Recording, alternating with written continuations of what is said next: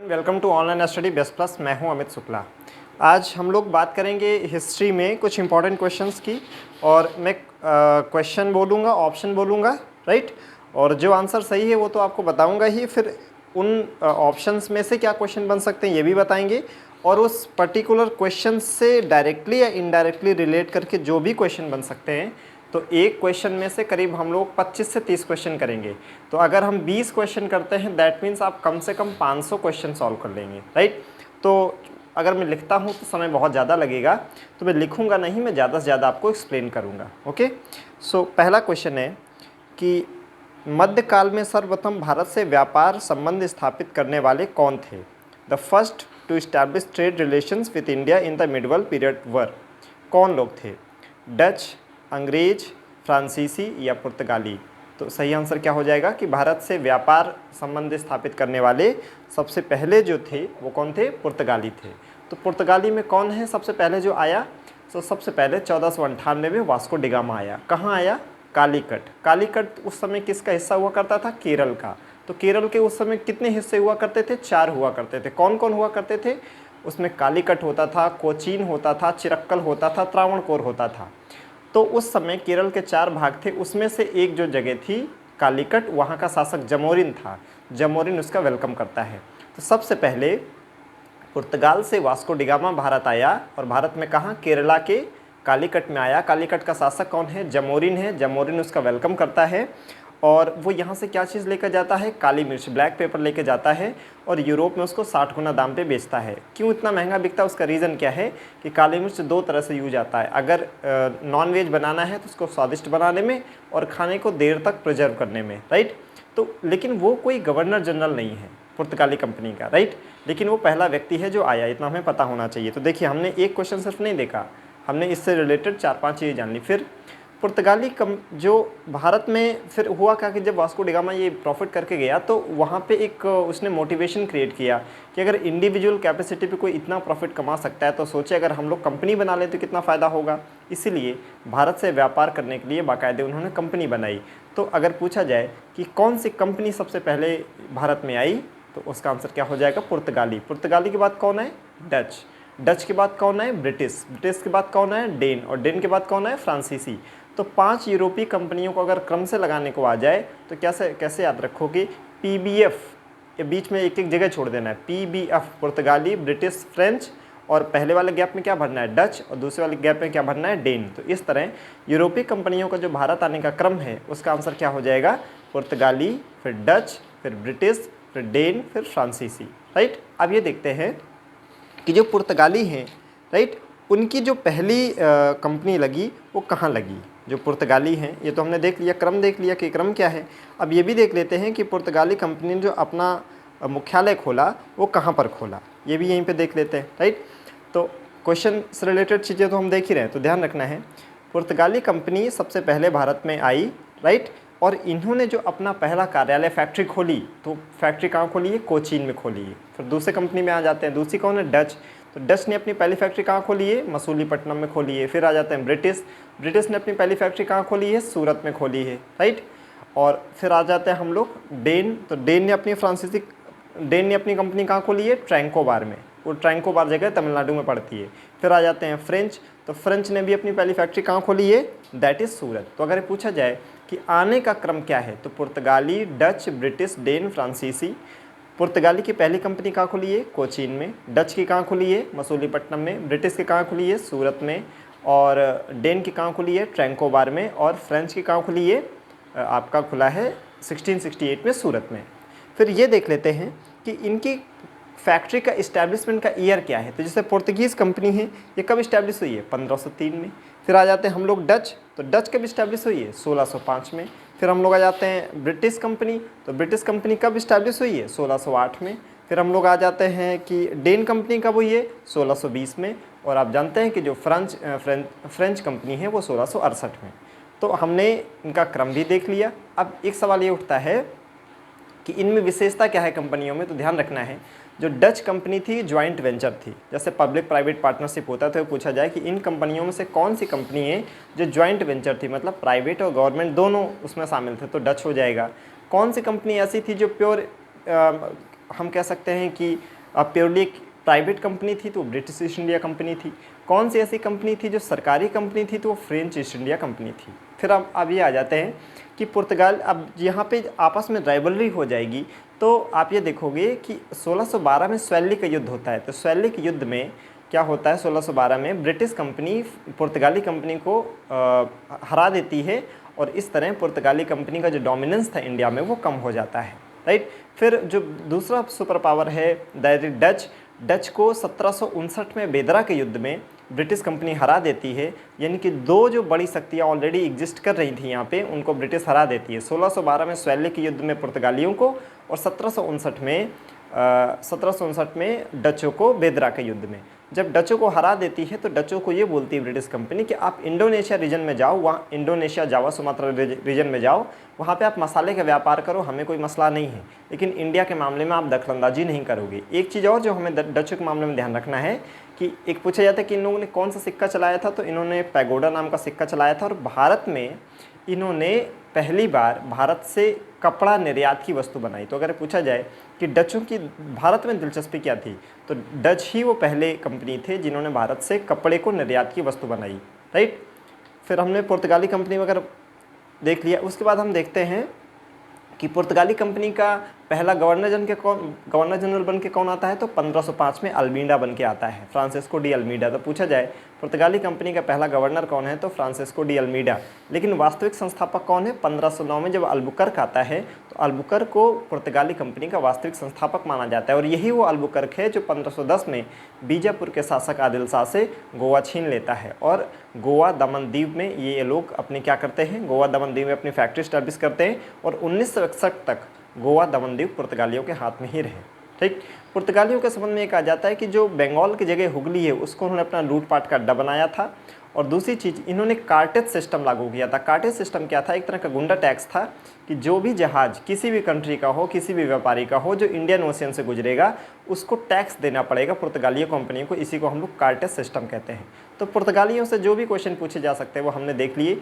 डचों में से जो क्वेश्चन पूछे जा सकते हैं कि बेदरा का युद्ध कब हुआ, इनकी मेन इंडिया में दिलचस्पी क्या थी, किस चीज़ का व्यापार करते थे, कौन से सिक्के चलाए, कंपनी कैसी थी, ज्वाइंट वेंचर थी, राइट, ये हमने डचों के मामले में देख लिया। फिर जो एक बड़ा पावर है फ्रेंच, तो फ्रेंच और ब्रिटिश के बीच राइवलरी होती है, उसी को हम लोग बोलते हैं एंग्लो कर्नाटिक वार, राइट। तो 3 एंग्लो कर्नाटिक वार हुए हैं। पहला हुआ है आपका 1746 से 48 तक, दूसरा हुआ है 1749 से 54 तक और तीसरा हुआ है 1758 से 63 तक। जो पहला युद्ध होता है उसे ऑस्ट्रिया के उत्तराधिकार का युद्ध कहा जाता है कि ऑस्ट्रिया का सक्सेसरशिप किसे मिलनी चाहिए, इसके मसले में दोनों आपस में बढ़ जाते हैं और उसका जो प्रभाव है वो यहाँ भी दिखता है। बहरहाल इस युद्ध में जो 1746 से 48 के बीच प्रथम कर्नाटक युद्ध हुआ, फर्स्ट कर्नाटिक वार हुआ, उसमें फ्रांसीसी कंपनी जीतती है और इस वार का एंड ट्रीटी ऑफ एक्सापेल या ट्रीटी ऑफ एला चापेल, इस ट्रीटी के द्वारा इसका एंड होता है। फिर हम आ जाते हैं दूसरे एंग्लो कर्नाटिक वार में, जो कि 1749 से 54 के बीच हुआ। इसमें क्या होता है कि इसमें 2 रीज़न होते हैं। एक तो कमर्शियल सुपरमेसी होती है कि व्यापार को लेकर झगड़ा होता है आपस में, और दूसरा कर्नाटक में उत्तराधिकार का पद किसे मिले, इसे है। तो ध्यान रखना, जो प्रथम कर्नाटिक वार है वो ऑस्ट्रिया के उत्तराधिकार को लेकर था, लेकिन जो द्वितीय कर्नाटक युद्ध है उसमें 2 रीज़न है, commercial supremacy and successorship of the Karnataka की गद्दी पे किसे बैठाया जाए। बहरहाल ये लगभग अनिर्णित रहा, राइट, कोई फाइनल इसका विनर नहीं था। फिर भी इसकी जो बढ़त हासिल हुई वो ब्रिटिश को हुई और इसका जो अंत होता है वो ट्रीटी ऑफ पौंडीचेरी से होता है। फिर 1758 से 63 के बीच तीसरा युद्ध होता है। इसको यूरोप के 7 ईयर वार का हिस्सा बताया जाता है, जो कि 1756 से 63 तक चलता है और उसी के बीच में 58 से 63 तक हमारे यहाँ क्या चला, तृतीय कर्नाटक युद्ध। तो तृतीय कर्नाटक युद्ध यूरोप में चल रहे सप्तवर्षीय युद्ध का हिस्सा है। इसमें एक जो मेन बैटल हुआ है 1760 में वांडीवास का बैटल है, यही डिसाइसिव रोल प्ले करता है और वांडीवास के बैटल में ब्रिटिश कंपनी फ्रेंच कंपनी को हरा देती है और 1763 में जाके जब ट्रीटी ऑफ पेरिस होती है तो इसका अंत भी हो जाता है। तो हमने क्या देखा, और डेन जो हैं जिन्होंने ट्रैंकोबार में अपनी कंपनी खोली थी कि वो कभी बहुत बड़ा चैलेंज नहीं बने ब्रिटिश के सामने। तो हमने एक क्वेश्चन से कम देखिए आपको 25 से 30 क्वेश्चन बताए। जैसे कि क्वेश्चन क्या था, क्वेश्चन था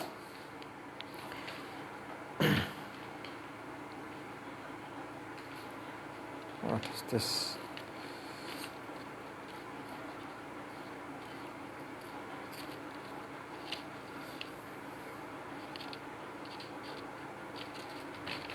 वेट जस्ट अ मिनट।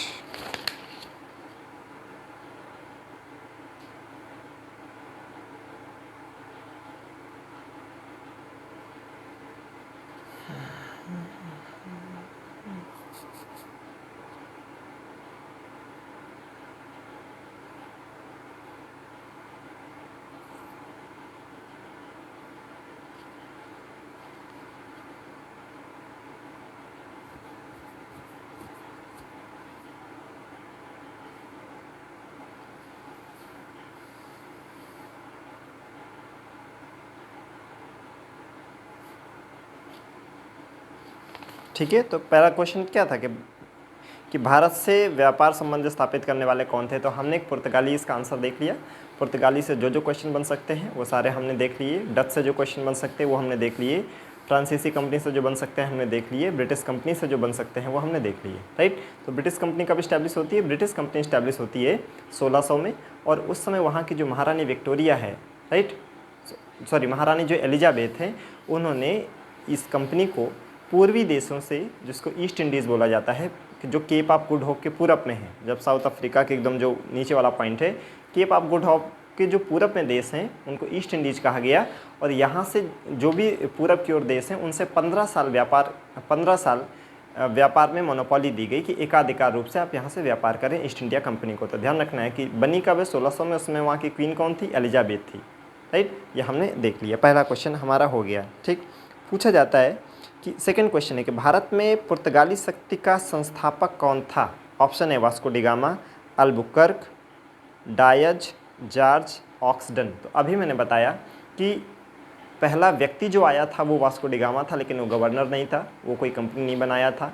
जो पहला गवर्नर बन के आया दैट वाज अल्मीडा, लेकिन वो बहुत शक्तिशाली नहीं था। जो वास्तविक संस्थापक है वो अल्बुकर्क है, राइट। ठीक, next question, Vasco da Gama Bharat कब आया था। ऑप्शन है 1496, 1497, 1498, 1600। तो अभी मैंने बताया 1498 में वास्को डिगामा कालीकट, केरल का जो कालीकट है वहाँ जहाँ का शासक जमोरिन होता है वहाँ पहुँचता है, काली मिर्च लेकर वापस जाता है, ठीक है। नेक्स्ट क्वेश्चन है, कलकत्ता किसने बसाया था। John Surman, Vasco da Gama, Warren Hastings, Job Charnock. Simple question है, फैक्चुअल क्वेश्चन है, जॉब चार्नाक है। बंगाल में निम्न में से कौन सा कारखाना डचों ने लगाया था। बंदेल, चिंसुरा, हुगली, श्रीरामपुर। तो ध्यान रखना है, बंगाल में जो कारखाना डचों ने लगाया उसको बोलते हैं चिंसुरा, राइट। कि ना बंदेल है, ना हुगली है, ना श्रीरामपुर है, चिंसुरा है। तो चिंसुरा में अपना कारखाना कौन लगाते हैं? डच। और चिंसुरा कहाँ पड़ता है? बंगाल में। इसमें जो बाकी ऑप्शन के बारे में बात करें, अभी मैंने बताया हुगली। हुगली को लूटपाट का अड्डा किसने बनाया था? पुर्तगालियों ने। तो जाहिर सी बात है हुगली पे कौन हो जाएगा? पुर्तगाली। और जो श्रीरामपुर जगह है यहाँ पे डेन का होता है। तो ध्यान रखना है, अगर मिलाने को आ जाए तो चिंसुरा को मिलाओगे डच से, हुगली को मिलाओगे पुर्तगालियों से, और श्रीरामपुर को मिलाओगे डेन से। नेक्स्ट क्वेश्चन, निम्न में से किसने भारत में अंग्रेजों का सर्वाधिक विरोध किया। Who among the following oppose the British most in India. Maratha, Mughal, Rajput, Sikh. तो आपको ध्यान होगा कि इसमें जो मुगल अंपायर का जब डिक्लाइन होता है तो बहुत सारे रीजनल पावर निकल के आते हैं, क्षेत्रीय शक्तियाँ आती हैं। उन क्षेत्रीय शक्तियों में जो सबसे मजबूत होती है मराठा है। तो जाहिर सी बात है कि ब्रिटिश को सबसे तगड़ी फाइट कौन देंगे? मराठा देंगे, राइट। तो अब मराठों के बारे में थोड़ा ये जान लेते हैं कि अंग्रेजों और मराठों के बीच में कितने कितने युद्ध हुए। तो बेसिकली अंग्रेजों और मराठों के बीच में 3 युद्ध हुए, जिसे हम लोग एंग्लो मराठा वार या आंग्लो मराठा युद्ध कहते हैं। जो प्रथम आंग्ल मराठा युद्ध है ये 1775 से 82 तक होता है, जिसका अंत ट्रीटी ऑफ सालबाई 1782 में होता है। द्वितीय 1803 से 1806 के बीच सेकेंड एंग्लो मराठा वार, और इसमें 3 ट्रीटी होती हैं, राइट। पहली ट्रीटी होती है ट्रीटी ऑफ देवगांव भोसले के साथ में, फिर होती है ट्रीटी ऑफ सूरजी अर्जन गांव सिंधिया के साथ में, और फिर होती है ट्रीटी ऑफ राजघाट होलकर के साथ में। हमें ध्यान रखना है कि प्रथम आंग्ल मराठा युद्ध और द्वितीय आंग्ल मराठा युद्ध के बीच में एक युद्ध होता है, जिसमें होता क्या है कि उस समय का जो पेशवा होता है बाजीराव द्वितीय, वो बहुत एक कवर्ड पर्सन था, बहुत कायर पर्सन था। उसने क्या किया था, होलकर के प्रिंस को मार के भाग गया था।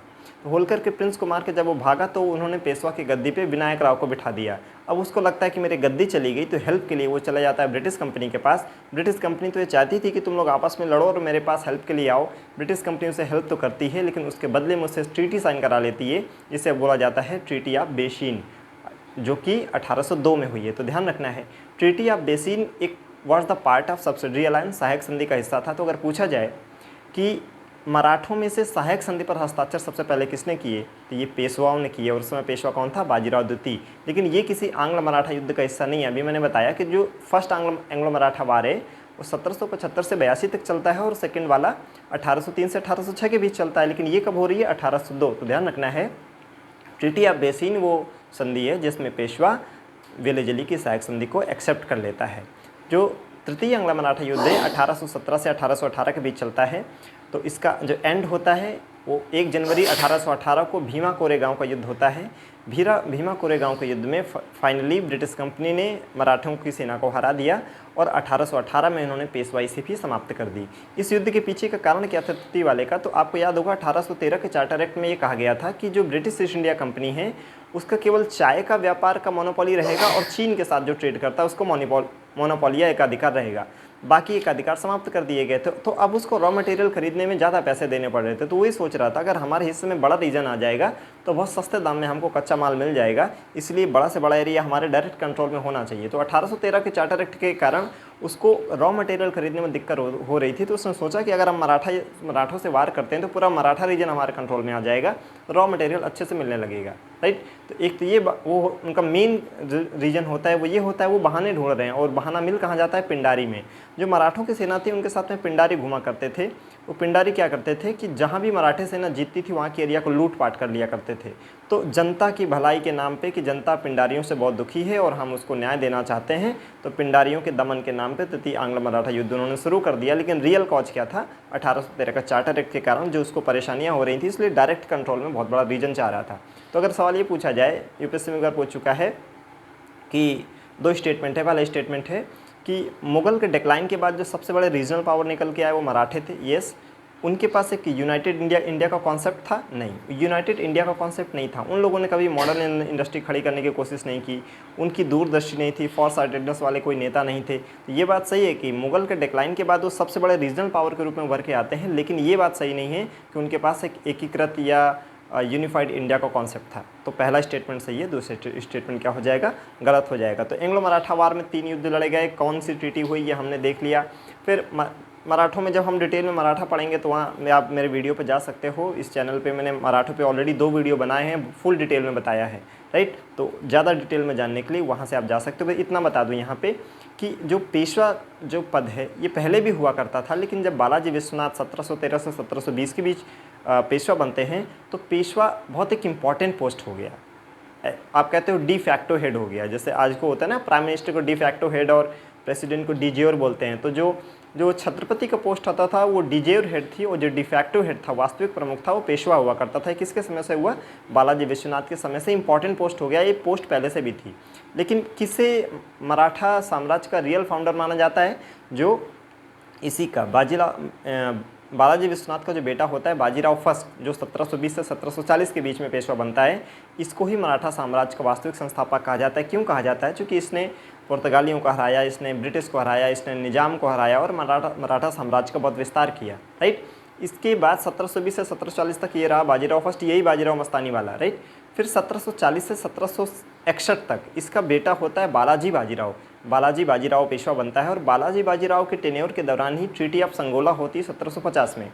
इस ट्रीटी में ऑफिशियली पेशवा का पद छत्रपति से ऊपर रख दिया गया। तो ध्यान रखना है, पेशवा एक सबसे इम्पॉर्टेंट पोस्ट तो प्रैक्टिकली चली आ रही थी बालाजी विश्वनाथ के समय से ही, लेकिन ऑफिशियली सबसे बड़ी पोस्ट कौन होती थी? छत्रपति होती थी। लेकिन संगोला की संधि में 1750 में जो कि हुई बालाजी बाजीराव के टेन्योर में, उसमें ऑफिशियली ये कह दिया गया कि अब पेशवा ही सर्वेसर्वा होगा। तो ध्यान रखना है कि बालाजी विश्वनाथ कब पेशवा बना ये हमें पता होना चाहिए, और इसी की वजह से साहू द्वितीय छत्रपति बन पाए थे। चूँकि जो राजा राम की पत्नी थी ताराबाई, वो अपने बेटे को शिवाजी द्वितीय को बनाना चाहती थी पेशवा, और इधर पे ये साहू द्वितीय बनना चाहता है पेशवा। लेकिन साहू द्वितीय को जब बालाजी विश्वनाथ का सपोर्ट मिलता है तो आसानी से वो बन जाता है, ठीक है। तो ये हमको चीज़ें याद रखनी कि रियल फाउंडर कौन है? बाजीराव फर्स्ट है। किसके समय संगोला की ट्रीटी हुई? 1750 में हुई, बालाजी बाजीराव के समय हुई, राइट। इतना हमको समझना है। नेक्स्ट क्वेश्चन देखें। तो मराठों से हमने इतने सारे क्वेश्चन देख लिए, ठीक है। नेक्स्ट क्वेश्चन है हाँ, तो क्वेश्चन था कि निम्न में से किसने भारत में अंग्रेजों का सर्वाधिक विरोध किया? तो जाहिर सी आम बात है कि आंसर हो जाएगा मराठा। रणजीत सिंह किस मिसल से संबंधित थे? ऑप्शन है शुकर चकिया, सधावालिया, अहलूवालिया, रामगढ़िया। तो इसका आंसर आपको सीधा से पता होना चाहिए कि रणजीत सिंह सुकरचकिया मिसल के प्रमुख थे। मिसल क्या है, जैसे आज के समय में भारत में जैसे यूपी है, 75 ज़िले हैं, तो होता ना कि बड़ी टेरिटरी को कई छोटे छोटे टेरिटरी में बांट दिया जाता है। तो ऐसे जो पंजाब था उसको 12 छोटे छोटे प्रांतों में बांटा गया था या एरिया में बांटा गया था, जिन्हें मिसल कहते थे। जब महाराजा रणजीत सिंह का जन्म हुआ 1780 में महासिंह के घर में, राइट, तो उनके जो फादर थे वो सुकरचकिया मिसल के प्रमुख थे। तो जाहिर सी बात है किससे बिलोंग करेंगे, सुकरचकिया मिसल से। 12 साल की उम्र में यानी 1792 में महाराजा रणजीत सिंह राजा बन जाते हैं और उन्होंने क्या किया, 1799 में भंगी मिसल से लाहौर छीन लिया। तो किस मिसल के पास लाहौर था, लाहौर को उन्होंने 1799 में छीन लिया। उसके बाद उन्होंने मुल्तान, कश्मीर, पेशावर को भी जीत लिया। और ये सब जीतने के बाद क्या किया, उन्होंने लाहौर को अपनी पॉलिटिकल कैपिटल बनाई और अमृतसर को अपनी कल्चरल कैपिटल बनाई। ठीक है। रणजीत सिंह के बारे में और हमें ये जानना चाहिए कि फ्रांसीसी यात्री जो विक्टर जाकमा है, राइट, वो उनकी तुलना नेपोलियन से करता है। इससे एक क्वेश्चन और पूछा गया कि किसने ये कहा है कि मैं ईश्वर की इच्छा थी कि मैं सबको एक नज़र से देखूं, इसलिए मेरी एक आँख ही छीन ली। वो भी महाराजा रणजीत सिंह का हिस्सा है। फिर हमको ये ध्यान रखना है कि कोहिनूर हीरा से इनका क्या संबंध है। तो आप ध्यान रखो कि जो अहमद शाह अब्दाली का पौत्र होता है शाह शुजा, जब वो अपनी गद्दी प्राप्त करने के लिए महाराजा रणजीत सिंह से हेल्प मांगता है और महाराजा रणजीत सिंह उसे हेल्प देते हैं, उसके बदले में वो कोहिनूर हीरा जो 1739 के युद्ध में नादिर शाह दिल्ली से लूट के ले गया था, वो कोहिनूर हीरा रणजीत सिंह के पास आ जाता है। रणजीत सिंह बहुत एक प्रैक्टिकल पर्सन थे। उनके बारे में कहा जाता है कि ब्रिटिश कंपनी के बाद जो सबसे शक्तिशाली सेना थी उस समय वो महाराजा रणजीत सिंह की थी, लेकिन पहले नंबर पे ब्रिटिश सेना थी। तो उनका जब वो एक्सटेंशन करते अपने साम्राज्य का, तो उनका मुकाबला होने वाला था ब्रिटिश कंपनी से। ब्रिटिश कंपनी ज़्यादा पावरफुल थी, उन्होंने अपना ईगो ना दिखाते हुए बहुत प्रैक्टिकल एक अप्रोच लिया कि हम ब्रिटिश से अभी नहीं जीत सकते हैं। तो उन्होंने चार्ल्स मेटकाफ के साथ में 1809 में ट्रीटी ऑफ अमृतसर कर ली। ट्रीटी ऑफ अमृतसर की संधि की। इसमें यह कहा ब्रिटिश ने कि आप सतलज नदी के वेस्ट में कितना भी एक्सटेंशन करें हमें दिक्कत नहीं है, लेकिन अगर इसके पूरब में आएंगे, ईस्ट में आएंगे, तो हमसे मुकाबला करना पड़ेगा। तो उन्होंने सिंपल सा चार्ल्स मेटकाफ के साथ ट्रीटी ऑफ अमृतसर कर लिया, जिसमें यह कहा गया कि ठीक है, हम पूरब की ओर एक्सटेंशन नहीं करेंगे, पश्चिम में अपना एक्सटेंशन हम करते रहेंगे। राइट। तो महाराजा रणजीत सिंह से संबंधित ये क्वेश्चन है जो पूछे जा सकते हैं। ठीक है ना। ठीक। फिर इनका जो डेथ होती है वो आपका डेथ हो जाती है 1839 में। इसके बाद जो इनका उत्तराधिकारी होता है खड़क सिंह। खड़क सिंह, वैसे आपने सुना होगा कि खड़क सिंह के खड़कने से खड़कती हैं खिड़कियाँ, तो आपको सुन के लगेगा कि कोई बहुत बहादुर व्यक्ति था। नहीं, ये बहुत डरपोक व्यक्ति था। बहरहाल उत्तराधिकारी पूछे तो खड़क सिंह है। और जो सिख साम्राज्य का सबसे अंतिम शासक है वो दलीप सिंह है। और दलीप सिंह के समय में ही 2 युद्ध लड़े गए ब्रिटिश के बीच में। चूँकि अब महाराजा रणजीत सिंह रहे नहीं, तो मजबूत नेता सिखों के पास रहा नहीं, तो दलीप सिंह बहुत कमज़ोर नेता होता। उसी के समय में पहला जो युद्ध लड़ा गया एंग्लो सिख वार 1844 से 46 के बीच, और उसके बाद दूसरा लड़ा गया 48 से 49 के बीच। राइट। तो पहले की जो ट्रीटी होती है वो ट्रीटी ऑफ लाहौर होती है। जो प्रथम आंग्ल सिख युद्ध है उसमें ब्रिटिश कंपनी जीतती है, सिख हारते हैं, यानी दलीप सिंह हारता है, और ट्रीटी ऑफ लाहौर से इसका एंड होता है। जो द्वितीय ट्रीटी है, जो द्वितीय युद्ध है वो आपका होता है कब से कब तक, 1848 से 49 के बीच में।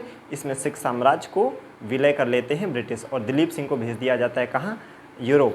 ठीक है। तो पेरिस में वो बाद में क्या होता है कि जब यूरोप जाता है तो अपना सिख धर्म त्याग के ईसाई बन जाता है। इसकी मृत्यु पेरिस में होती है, लंदन में इसकी समाधि है। इतना हमें पता होना चाहिए सिख से, इस क्वेश्चन से रिलेटेड। तो रणजीत सिंह किस मिसल से संबंधित थे, सुकरचकिया। उस समय पंजाब कितने मिसल में बटा हुआ था, 12। लाहौर किसके पास था, भंगी मिसल। रणजीत सिंह की राजधानी क्या थी राजनीतिक, लाहौर। संस्कृति क्या थी, अमृतसर। विक्टर जाकमा ने इनके बारे में क्या कहा है, इनकी तुलना नेपोलियन से की है। कोहिनूर हीरा ने किससे मिला था, शाह शुजा से मिला था। इन्होंने और कौन सी ट्रीटी की थी, इन्होंने चार्ल्स मेटकाफ के साथ 1809 में अमृतसर की संधि की थी। कब इनकी डेथ हुई है, 1839 में हुई है। ठीक है। इसके अलावा मुल्तान, कश्मीर, पेशावर भी इन्होंने जीता। फिर सिख साम्राज्य से हमने 2 युद्ध भी देख लिए, कौन हुए, 2 एंग्लो सिख वार हुए, 1844 से 46 और 1848 से 49। जो अंतिम शासक होता है वो दलीप सिंह होता है। उसी के समय में दोनों युद्ध होते हैं। तो पहले युद्ध का अंत होता है ट्रीटी ऑफ लाहौर से, और दूसरे युद्ध में सिख साम्राज्य को मिला लिया जाता है, किसमें, ब्रिटिश साम्राज्य का हिस्सा बना लिया जाता है। वो उसकी डेथ कहाँ होती है दलीप सिंह की, पेरिस में, और उसकी समाधि कहाँ है, लंदन में। नेक्स्ट क्वेश्चन देखिए, पेशवाई को कब समाप्त किया गया, वेन वाज द पेशवाई एबॉलिश। तो मैंने बताया ना, भीमा कोरेगांव का युद्ध हुआ था 1 जनवरी 1818 को, जो कि तृतीय आंग्ल मराठा युद्ध का हिस्सा था, तभी पेशवाई समाप्त कर दी गई थी। तो आंसर क्या हो जाएगा इसका, चार ऑप्शन दिए हैं, 1858, 1818, 1861, 1802, तो तृतीय आंग्ल मराठा युद्ध यानी 1818। फूट डालो राज्य करो की रणनीति किसने अपनाई थी? तो ये हमें याद रखना है, ये लॉर्ड कर्जन के समय आया था। 1798 से 1805 तक वो रहता है, और शायद ईयर में मुझे कन्फ्यूजन हो, ठीक है। सो लॉर्ड कर्जन की जो नीति थी, फूट डालो डिवाइड एंड रूल, कि उसने ये देखा, लॉर्ड कर्जन ने, सॉरी लॉर्ड कहने लायक नहीं वो लोग, कर्जन, तो वो क्या करता है कि देखता है कि जितने बड़े मूवमेंट शुरू हो रहे हैं बंगाल से हो रहे हैं, तो हम क्यों ना बंगाल को तोड़े। तो बंगाल को तोड़ने के लिए 3 तरीके अपनाए। पहला लैंग्वेज के आधार पे, दूसरा रिलीजन के आधार पे, तीसरा रीजन के आधार पे। तो उसने एक जुमला उछाला, बंगाली डोमिनेंस, मतलब बंगाली प्रभुत्व। बाकी देश के लोगों को ये मैसेज दिया कि तुम लोगों की जैसे कोई वैल्यू औकात ही नहीं है, जितने भी बड़े मूवमेंट्स होते हैं कोई बंगाली शुरू करता है तो बंगालियों का ही डोमिनेंस है। तो भारत के बाकी हिस्सों के लोगों में बंगाल के प्रति नफरत पैदा की जा सके, इसलिए बंगाली डोमिनेंस यानी एक क्षेत्रवाद का मुद्दा उठाया। दूसरा उसने कहा कि ये बात है जो उसने कहा 20 जुलाई 1905 को उसने बोला कि हम बंगाल का पार्टीशन करेंगे। ये बात भारतीयों को पता चल गई थी दिसंबर 1903 में ही पता चल गई थी कि ये डिवीज़न करने वाले हैं। लेकिन 20 जुलाई 1905 को कर्जन ने प्रॉपरली बोला कि we are going to divide Bengal into 2 parts, eastern Bengal and western Bengal. साजिश क्या थी? ईस्टर्न बंगाल में मुस्लिम मेजोरिटी थी और वेस्टर्न बंगाल में हिंदू मेजोरिटी थी, तो हिंदू एक तरफ मुस्लिम एक तरफ, तो जब अलग अलग हो जाएंगे तो उनके अपने इंटरेस्ट होंगे और इस तरह से इनमें एक कम्युनल जो कम्युनल कॉन्फ्लिक्ट्स है वो शुरू हो जाएंगे और रिलीजियस हार्मोनी टूट जाएगी। तो दूसरा तरीका क्या देखा कि पूर्वी बंगाल में मुस्लिम बाहुल्य हो जाएगा, पश्चिम बंगाल में हिंदू बाहुल्य हो जाएगा और हिंदू मुस्लिम में दंगा हो जाएगा। ऐसे बंगाल को तोड़ा जा सकता है। तीसरा तरीका था कि उसने बंगाली भाषा का प्रभाव कम करने के लिए, जो वेस्टर्न बंगाल था वहाँ हिंदू तो मेजोरिटी में हैं, लेकिन हिंदुओं में भी उन्हें उसको बंगाली बोलने वालों को माइनॉरिटी में करना है। तो क्या किया, बिहार और उड़ीसा से, है ना, बिहारी और उड़िया बोलने वालों को जाके बसा दिया। तो वहाँ लगभग 37 मिलियन हो गए जो बिहारी और उड़िया बोलते हैं और 19 मिलियन हो गए बंगाली जो बोलते हैं। तो लिंग्विस्टिक बेसिस पे, रिलीजन बेसिस पे, रीजन बेसिस पे, 3 बेसिस पे उसने बंगाल को पार्टीशन करने की कोशिश की, ठीक है। जिसके जवाब में 7 अगस्त 1905 को आपको पता होगा कि स्वदेशी मूवमेंट शुरू हो गया। स्वदेशी movement was led by Lal बालपाल and Arvind Ghosh, जो गरम दल के नेता हैं। इसमें सबसे इंपॉर्टेंट कौन है? सबसे इंपॉर्टेंट कौन है आपका? बाल गंगाधर तिलक। तो इन लोगों ने स्वदेशी मूवमेंट शुरू किया। आनंद मोहन बोस का भी इसमें बहुत अच्छा योगदान है। और इन्होंने स्वदेशी मूवमेंट जो है वो बंगाल विभाजन के विरोध में जो शुरू हुआ उसमें 3 मांगे हैं: राष्ट्रीय शिक्षा, बहिष्कार और स्वदेशी। राष्ट्रीय शिक्षा, बहिष्कार और स्वराज, स्वदेशी, बहिष्कार, ठीक है। तो इसमें जो सबसे पॉपुलर रहा वो बायकॉट रहा, यानी हमने जो विदेशी वस्त्रों की होली जलाई, विदेशी प्रोडक्ट्स को हमने बायकॉट करना शुरू किया, ये सबसे ज़्यादा सफल रहा, राइट। अब हुआ क्या कि 1905 के बाद से ही जो 1885 से 1905 तक जो कांग्रेस का जब गठन हुआ तो ये लोग रूल करते रहे, लेकिन 1905 के बाद, राइट, क्या हुआ कि जो एक्सट्रीमिस्ट हैं, गरम दल वाले हैं, इनका प्रभाव बढ़ने लगा। तो 1905 का जब बनारस अधिवेशन होता है जिसकी अध्यक्षता गोपाल कृष्ण गोखले करते हैं, तो यहाँ तो गोपाल कृष्ण गोखले जो कि मॉडरेट्स हैं, नरम दल के बना दिए गए, लेकिन प्रॉमिस किया गया गरम दल वालों को कि नेक्स्ट ईयर आपको बनाएंगे। तो 1906 के कलकत्ता अधिवेशन में जब अध्यक्ष बनाने की बारी आई तो फिर से इन लोगों ने होशियारी की और दादा भाई नौरोजी का नाम आगे कर दिया। लेकिन मुद्दा बहुत ज़्यादा ख़राब हो जाता तो क्या किया, उसका बीच का रास्ता निकाला कि भले अध्यक्ष तो नरम दल से दादा भाई नौरोजी को बना दिया, लेकिन जो स्वदेशी की डिमांड थी वो कांग्रेस के प्रस्ताव में लाई गई। तो अगर पूछा जाए कि पहली बार स्वदेशी मूवमेंट को किस कांग्रेस के सेशन में कवरेज दिया गया, तो 1906 का कलकत्ता अधिवेशन है। तो भले उसकी अध्यक्षता मॉडरेट यानी कि दादा भाई नौरोजी कर रहे हैं, लेकिन स्वदेशी मूवमेंट पारित कराने में ये सफल रहे, ठीक है। और 1906 में उनका अध्यक्ष नहीं बना, इसीलिए 1907 में उन्होंने कहा कि हमारा डेफिनेटली बनना चाहिए, लेकिन मॉडरेट्स ने फिर से होशियारी करने की इसीलिए 1907 के सूरत अधिवेशन में गरम दल और नरम दल में जाके फूट पड़ गई, और जो कि जाके 1916 के लखनऊ अधिवेशन में जिसकी अध्यक्षता अंबिका चरण मजूमदार कर रहे थे वहाँ जाके मिले हैं, ठीक। तो देखिए हमने एक क्वेश्चन में से कितने क्वेश्चन देखे हैं, ठीक है ना। हाँ, फाइनली फिर बंगाल कब डिवाइड किया गया, तो फाइनली बंगाल का तो कोई अनाउंसमेंट जो किया था कर्जन ने वो 20 जुलाई 1905 को किया था। स्वदेशी मूवमेंट ऑफिशियली कब शुरू हुआ उसके विरोध में? 7 अगस्त 1905, और 16 अक्टूबर 1905 को बंगाल का विभाजन कर दिया गया। उसके विरोध में हिंदू मुस्लिम ने रक्षाबंधन का त्यौहार मनाया कि हमारी एकता को आप पार्टीशन करके तोड़ नहीं सकते हो। इसी दौरान क्या किया, रविन्द्रनाथ टैगोर ने लोगों में एकता भरने के लिए आमार सोनार बांग्ला लिखा और जिसे गाते हुए लोग सुबह सुबह जाते, गंगा में डुबकी लगा के आते कि आप हमको तोड़ नहीं सकते इस तरीके से। अमार सुनार बांग्ला वही जो है, जब बांग्लादेश बना 1971 में तो वहाँ का राष्ट्रगान हो गया। ठीक है ना। तो इतनी बातें जो हमें फूट डालो राज्य करो को हमने मेन क्वेश्चन देखा और इससे रिलेट करके इतने सारे हमने क्वेश्चन देख लिए। तो फूट डालो राज्य करो की रणनीति किसने अपनाई थी? लॉर्ड कर्जन ने, बंगाल को विभाजित करने के लिए। नेक्स्ट है, किसके शासनकाल में स्थायी बंदोबस्त प्रारंभ किया गया? स्थायी देखिए लैंड रेवेन्यू सिस्टम में बेसिकली 3 पार्ट थे।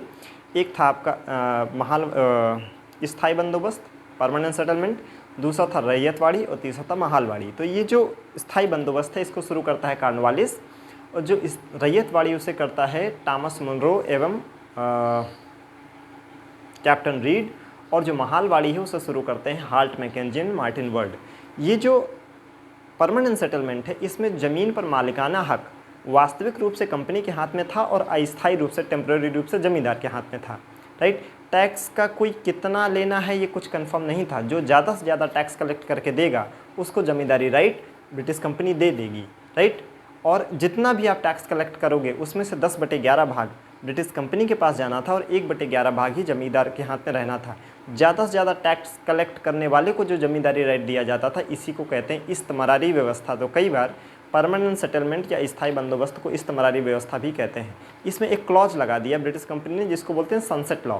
सनसेट लॉ क्या कहता है कि जिस दिन जमींदार से अपेक्षा की गई है कि आपको इस दिन अपना टैक्स देना है, अगर उस दिन का शाम ढलने तक वो अपना टैक्स नहीं दे पाता है तो उसका जमींदारी राइट किसी और को बेच दिया जाएगा। तो ध्यान रखना है। इससे क्या पता चलता है कि वास्तविक रूप से ज़मीन पर मालिकाना हक किसका है? ब्रिटिश कंपनी का है। और इसके लिए उन्होंने कौन सी व्यवस्था बनाई थी? इसी को बोलते हैं सूर्यास्त विधायन या सनसेट लॉ। ये भारत के कितने % एरिया में था? ये भारत के लगभग 19% एरिया में थे। कौन कौन से एरिया में था ये? तो ये आपका जो ये व्यवस्था है, ये आपका बंगाल है, बिहार है, उड़ीसा है, कर्नाटक है और यूपी में बनारस। कहाँ कहाँ है? बंगाल, बिहार, उड़ीसा, कर्नाटक, उत्तरी कर्नाटक और यूपी में कहाँ पर? बनारस। कितने % एरिया में? 19%। कितना भाग कंपनी को मिलता था? 10/11। जमींदार को कितना मिलता था? 1/11। इस व्यवस्था को क्या बोलते थे? इस्तमरारी। किसने शुरू किया? कॉर्नवालिस ने शुरू किया। कितने % एरिया में है? 19% एरिया में। अब आ जाते हैं किसमें? रैयतवाड़ी में। रैयतवाड़ी व्यवस्था जो है 1820 के आसपास शुरू होती है और इसको शुरू करने वाले कौन है? टॉमस मुनरो एवं कैप्टन रीड। इसके नाम से ही पता चला रैयत का अर्थ होता है किसान, यानी इस व्यवस्था में ज़मीन पर मालिकाना हक किसान को दिया गया। ये देखा ब्रिटिश कंपनी ने कि जब हम किसान से डायरेक्टली टैक्स नहीं वसूल रहे थे रैयतवाड़ी में, तो बहुत सारे बीच में बिचौलिए खड़े हो गए थे। तो ये हमें जो ये मिडिल मैन है इनको हमको साइड करना है, डायरेक्टली हमको किसान से टैक्स लेना है। इसमें कर की दर इतनी ज़्यादा रखी गई रैयतवाड़ी में, ज़मीन पर मालिकाना हक तो किसान को दिया गया लेकिन जमीन जो टैक्स रेवेन्यू था वो 33% से 55% तक हो गया। 50% आप जब वसूलोगे तो क्या होता था कि किसान है वो कर्ज के जाल में फंस गया। तो रैयतवाड़ी व्यवस्था की दिक्कत ये थी कि टैक्स की दरें इतनी ज़्यादा थी कि किसान ऋण के जाल में फंस गया। तीसरा आता है महालवाड़ी। हाँ, ये कितने % एरिया में है बेटा? रैयतवाड़ी सबसे ज़्यादा एरिया में थी, 51% क्षेत्रफल में थी। कौन कौन से एरिया में थी? तो ये आपका मद्रास है, बम्बई है, असम है। शुरुआत कहाँ से हुई है? मद्रास से हुई है। कहाँ कहाँ है? मद्रास है, बम्बई है, असम मद्रास प्रेसिडेंसी, बॉम्बे प्रेसिडेंसी और असम। राइट। कितने % एरिया में है? 51% एरिया में। ज़मीन पर मालिकाना हक इस व्यवस्था में रैयतवाड़ी में किसका था? किसान का था। कर की दर कितनी होती थी? 33 से 55%। नुकसान क्या हुआ? किसान ऋण के जाल में फंस गया। तीसरा आता है महालवाड़ी। इसमें जो गांव का प्रमुख होता था उसको ज़मीन का मालिकाना हक दिया जाता था और वही टैक्स कलेक्ट करके देता था। इसमें भी जो टैक्स की दर थी वो आपका 30 से 55% तक थी। यही तो उसमें जो रैयतवाड़ी की दिक्कतें हैं कि किसान ऋण के जाल में फंस गया, वही महालवाड़ी में आ जाएंगी। ये कितने % एरिया में फैला है? ये 30% एरिया। महालवाड़ी 30% एरिया में फैला है। कौन कौन से एरिया थे वो? उसमें आपका यूपी था, मध्य प्रांत था, पंजाब था। हम लोग यूपी को यूनाइटेड प्रोविंस बोलते थे, एमपी को सेंट्रल प्रोविंस बोलते थे और पंजाब। राइट। तो इन एरिया में था। तो पूछा जाए कि इन तीनों में से सबसे ज़्यादा क्षेत्रफल में कौन सी व्यवस्था लागू थी लैंड रेवेन्यू सिस्टम की? रैयतवाड़ी। कितने % थी? 51%। परमानेंट सेटलमेंट कितने % थी? 19%। महालवाड़ी कितने % थी? 30%। परमानेंट सेटलमेंट कहाँ कहाँ थी? तो वो आपका आंसर क्या बताया मैंने? बंगाल, बिहार, उड़ीसा, उत्तरी कर्नाटक और यूपी में बनारस। रैयतवाड़ी कहाँ कहाँ है? बम्बई, मद्रास, असम। कितने % में? 51% में। परमानेंट सेटलमेंट कितनी थी? 19% में। ये हमने देख लिया। तो पूछा है किसके शासनकाल में स्थायी बंदोबस्त प्रारंभ किया गया? तो वारेन हेस्टिंग्स है, कॉर्नवालिस है, जॉन शोर है। तो सिंपल सी बात है, आंसर क्या हो जाएगा? कॉर्नवालिस हो जाएगा। और फिर पूछा है सर टॉमस मुनरो भू राजस्व व्यवस्था से संबंधित हैं। टॉमस मुनरो किस व्यवस्था संबंधित, अभी मैंने बताया था किससे संबंधित है ये, रैयतवाड़ी से। नेक्स्ट, हंटर कमीशन की रिपोर्ट में किस पर विशेष जोर दिया गया? तो जो हंटर कमीशन है वो ध्यान रखना है, ये पूछा है girls education, higher education, primary education, technical education. तो जो हंटर कमीशन बना है 1882 में, इसका जो उद्देश्य था वो प्राइमरी एजुकेशन था, ठीक है ना। और इसने कहा था कि जो बच्चों को जो शिक्षा दी जाती है वो मदर लैंग्वेज में होनी चाहिए। इसके अलावा और कौन सी कमेटी है जिसने बच्चों के एजुकेशन पे बात किया है? तो उसमें आपको ध्यान रखना है कि जो हार्टोग कमेटी है, हार्टोग कमेटी भी एजुकेशन पे बात करती है। सार्जेंट योजना जो है वो भी प्राइमरी एजुकेशन पे बात करती है। तो फिर कौन से व्यवस्था ऐसी हैं जो हायर एजुकेशन पे बात करती हैं? तो रैले कमीशन और सैडलर कमीशन दोनों हायर एजुकेशन की बात करती हैं। जो सैडलर कमीशन आता है 1917 में, ये विश्वविद्यालय शिक्षा है और ख़ास करके कलकत्ता विश्वविद्यालय के सामने कौन कौन सी समस्याएं हैं उनको लेके था। यहीं पे हम लोग एजुकेशन समझ लेते हैं, एजुकेशन सिस्टम के लिए क्या सिस्टम था ब्रिटिश का इंडिया में। तो ध्यान रखना है कि ब्रिटिश ने पहली बार 1813 के चार्टर एक्ट में 1 लाख रुपया दिया भारत में शिक्षा की व्यवस्था के लिए। तो पूछा जाए कि भारत में सबसे पहले शिक्षा की व्यवस्था के लिए प्रयास ब्रिटिश ने कब किया? तो 1813 के चार्टर एक्ट में कितना पैसा दिया? 1 लाख रुपया दिया। लेकिन अब 1 लाख रुपये से तो कुछ होना नहीं था, तो ब्रिटिश का ये मानना था, उसकी थ्योरी थी डाउनवर्ड फिल्ट्रेशन थ्योरी, अधोगामी निस्यंदन सिद्धांत, जो ये कहती है कि हम सबको शिक्षित नहीं करेंगे, समाज के कुछ वर्गों को शिक्षित करेंगे और जिस रिस्क के नॉलेज जो है ना वो फिल्टर हो के नीचे वर्ग तक पहुंच जाएगा। हम बहुत ज़्यादा इसमें पैसे लगाने वाले नहीं हैं, राइट। फिर होता क्या है कि बात ये आई कि शिक्षा अच्छा किस माध्यम में दी जाए, हिंदी में, इंग्लिश में, क्या पढ़ाया जाए इनको, कल्चर पढ़ाया जाए, साइंस पढ़ाया जाए। तो लॉर्ड मैकाले 1833, लॉर्ड मैकाले जब विलियम बेटिंग गवर्नर होता है, राइट, तो लॉर्ड मैकाले को अपॉइंट किया गया, उसको शिक्षा समिति का अध्यक्ष बनाया गया, कमेटी बनाई गई। उसने ये कहा कि हम लोग क्या करेंगे, जो नॉलेज देंगे वो हम यूरोपियन जो नॉलेज है वो इनको देंगे, पाश्चात्य शिक्षा देंगे, वेस्टर्न एजुकेशन देंगे, और जो मीडियम होगा वो इंग्लिश रखेंगे। फिर सबसे पहला जो फिर आगे जो प्रयास किया गया 1854 में, जब 1848 से 56 के बीच, आपको याद होगा कि लॉर्ड डलहौजी जब गवर्नर जनरल होता है, तो उसी के समय में 1854 में लॉर्ड चार्ल्स वुड की अध्यक्षता में वुड डिस्पैच आए, जिसे भारतीय शिक्षा का मैग्ना कार्टा कहा जाता है। इसमें पहली बार भारत में लंदन विश्वविद्यालय के तर्ज पे कलकत्ता, बम्बई और मद्रास में 3 विश्वविद्यालय खोले गए, इसीलिए इसे भारतीय शिक्षा का मैग्ना कार्टा कहा जाता है, ठीक है। उसके अलावा फिर हमने देखा हार्टोग कमेटी भी आई, सार्जेंट योजना भी आई, बहुत रैले कमीशन आया, सैडलर कमीशन आया, ठीक। ये सारी चीज़ें हमने देख लिया, ठीक। आगे देखें तो शिक्षा में सुधार हेतु ब्रिटिश सरकार ने सैडलर आयोग कब बनाया? तो अभी मैंने बताया था आपको, ऑप्शन दिया 1919, 1917, 1921, 1896। तो 1917 में आया था सैडलर कमीशन, विश्वविद्यालय शिक्षा, और खास करके कौन सा विश्वविद्यालय? कलकत्ता विश्वविद्यालय।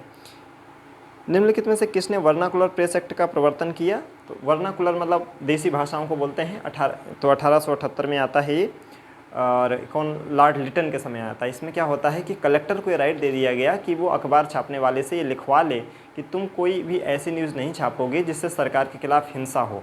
अगर ऐसा कुछ होता है तो तुम्हारा लाइसेंस रद्द कर दिया जाएगा और तुम्हारे ऊपर कानून के अनुसार कार्रवाई की जाएगी, ठीक है।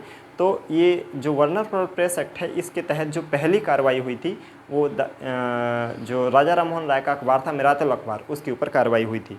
यानी देसी भाषाओं पे जो पत्र छपते थे उन पे बंदिशें लगाने का एक तरीका था, ठीक है। तो लॉर्ड लिटन किसके समय से मुक्ति मिली? जो इसमें सेंसरशिप लगाई थी वो रिपन के समय मिली, ठीक है। 1857 के विप्लव के बारे में लिखने वाला पहला व्यक्ति कौन है? तो Syed Ahmad Khan, V D Savarkar, Bankim Chandra Chatterjee, none of these. तो आपको ध्यान रखना है, इसका आंसर है सैयद अहमद खां। और सर सैयद अहमद खां ने उसके बारे में लिखा था एक बुक जिसको बोलते हैं असबाब-ए बगावत हिंद। पूछा जाए कि वी डी सावरकर का क्या रोल है, तो वी डी सावरकर ने पहली बार एक राइट पर्सपेक्टिव दिया था। उन्होंने कहा ये रिबेलियन नहीं है, रिबेलियन एक निगेटिव वर्ड होता है, जब आप गलत काम के लिए झगड़ा करते हो ना, उसे रिवोल्ट या रिबेलियन बोलते हैं। हम तो अपने आज़ादी के लिए लड़ रहे हैं ना, तो पुण्य काम है। तो वो कहते हैं दिस इज़ नॉट रिवोल्ट और rebellion, rather it is first war of independence. और इस यही नैरेटिव सामने लाने के लिए उन्होंने बुक भी लिखी थी जिसे बोलते हैं war of independence. War of independence book के लेखक कौन है? आपके वी डी सावरकर हैं, विनायक दामोदर दास सावरकर, जिन्होंने मित्र मेला की भी स्थापना किया था, है ना। अभिनव भारत मैगजीन भी इन लोगों ने निकाली थी, अगर याद हो, राइट। और इनको ही जो अंडमान की सेलुलर जेल है वहाँ, जिसे काला वहाँ भेजा गया था, जिसे हम लोग काला पानी की सज़ा भी कहते हैं। अभी चर्चा में ये क्यों थे? क्योंकि विक्रम संपत एक हिस्टोरियन है जिन्होंने बुक लिखी है V D Savarkar the contested legacy. ये पूछा जा सकता है किस पे लिखी है? वीडी सावरकर पे। किसने लिखी है? विक्रम संपत ने। क्या नाम बुक का नाम? V D Savarkar the contested legacy. V D Savarkar ने स्वयं कौन सी बुक लिखी थी? वार ऑफ इंडिपेंडेंस, यानी 1857 के विद्रोह को स्वतंत्रता संग्राम की पहली लड़ाई कहने वाले कौन व्यक्ति हैं? ये वीडी सावरकर हैं। हाँ, और ये पहला सबसे पहले लिखा किसने? सैयद अहमद खां। सैयद अहमद खां की एक और बुक है जिसको हम लोग बोलते हैं तहजीब उल अखलाक। अगर कभी पूछ ले कि तहजीब उल अखलाक के लेखक कौन है, तो सैयद अहमद खां है। नेक्स्ट क्वेश्चन, भारतीय पुनर्जागरण आंदोलन के पिता कौन थे? बाल गंगाधर तिलक, दयानंद सरस्वती, श्रद्धानंद, राजा राम मोहन राय। तो भारतीय पुनर्जागरण इंडियन रेनेसां के जो फादर हैं वो कौन है? राजा राम मोहन राय हैं। राजा राम मोहन राय जो हैं वो सती प्रथा के विरोध में बहुत काम करते हैं। उनका मेन कंट्रीब्यूशन यही है। उन्हीं के प्रयासों से विलियम बेंटिंग ने 1829 में भारत में सती जो व्यवस्था थी उसका एंड किया। इन्होंने कौन कौन से ऑर्गेनाइजेशन बनाए? तो 1815 में इन्होंने देवेंद्रनाथ टैगोर के साथ में आत्मीय सभा बनाया, और यही आत्मीय सभा 1828 में जाके किस में बदल गया? ब्रह्म समाज में बदल गया। ब्रह्म समाज वाले क्या करते थे? मेन था इनका कि सती व्यवस्था को समाप्त किया जाए, विधवा पुनर्विवाह को प्रमोट किया जाए, बाल विवाह को रोका जाए, ये इनकी मेन कंसर्न थे। तो दो ऑर्गेनाइजेशन हैं इनकी। आत्मीय सभा 1815 में देवेंद्रनाथ टैगोर के साथ मिलके, और यही आत्मीय सभा 1828 में ब्रह्म समाज में कन्वर्ट हो जाती। फिर ब्रह्म समाज में डिवीजन जब नहीं रह जाते राजा मोहन राय, तो फिर उसमें डिवीज़न हो जाता है। तो पहला डिवीज़न होता है 1865 में, जब केशव चंद्र सेन और देवेंद्रनाथ टैगोर के बीच रिफ्ट हो जाती है। तो जो आपके देवेंद्रनाथ टैगोर हैं, राइट, वो आदि ब्रह्म समाज, उनके जो ब्रह्म समाज उनके अंदर में आए उसको आदि ब्रह्म समाज कहा गया, और जो केशव चंद्र सेन की उसमें गई उसको भारतीय ब्रह्म समाज कहा गया। फिर 1878 में से फिर से फूट पड़ गई, जब केशव चंद्र सेन ने अपने 12 साल से कम उम्र की लड़की का विवाह कर दिया, जिसको ब्रह्म विवाह कहा गया, कि ब्रह्म विवाह का उल्लंघन हो गया, तो जिसकी वजह से फिर से फूट पड़ गई, और अब एक और नई शाखा आ गई ब्रह्म समाज की, जिसको साधारण ब्रह्म समाज कहा गया आनंद मोहन बोस के द्वारा। तो ध्यान रखना है, 1815 में आत्मीय सभा देवेंद्रनाथ टैगोर के साथ मिलकर बनाई राजा मोहन राय ने, वही 1828 में ब्रह्म समाज में कन्वर्ट हो गई। इसी में पहली जो रिफ्ट पड़ी 1865 में, तो इसमें दो निकल के आई, साधारण आदि ब्रह्म समाज और भारतीय ब्रह्म समाज।